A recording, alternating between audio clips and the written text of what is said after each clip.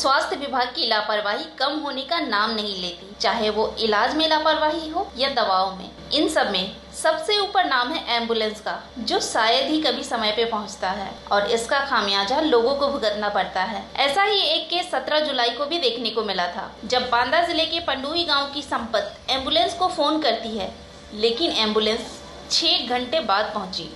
पलंग नहीं दिया, जमीन क्यों? मतलब डॉक्टर नहीं थे क्या आपके पास? डॉक्टर नहीं गया, वो जिना बच्चा भाई तो आके दिना बाद 5 बजे तड़के। तो वहाँ अस्पताल में कोई नहीं था? मेरे कमरा में परे उठती रही है, बोला है। कितने बार आप गए हैं बुलाने वहाँ? 3 बार गए थे करने। सर कोई ठीक तरीके से वो नहीं है व्यवस्था जो है। अब यही तो व्यवस्था है कि ना हमारी सुनी जा रही और सब वहाँ की औरतें, कितना लोग कहे कि ये सुबह से परेशान है, एक साथ दोनों सुबह से परेशान है। नवादा के थे, कई गांव के मरीज थे, बहुत कहा कि नहीं सुबह से लड़का परेशान है, इनकी सुनी जा रही, कोई स्टाफ नहीं सुनता है। अब हमको झूठा आश्वासन देते देते देते देते हमको 2:30 बज गया। तब हमको घूम के मारे, हमें गुस्सा लगे कि हम जा रहे हैं डीएम साहब के पास।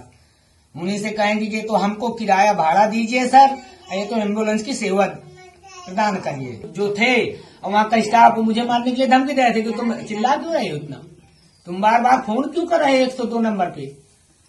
जो गाड़ी मुझे छोड़ने आई है उसके 102 नंबर का ड्राइवर और ड्राइवर के जो बगल में 2 लोग रहते हैं, वो हमको धमकी दे रहे थे कि तुम्हारे घर की गाड़ी है क्या, तो इतना कह रहे हो, इतने फोन कर रहे हो, इस तरह की धमकी दे रहे थे।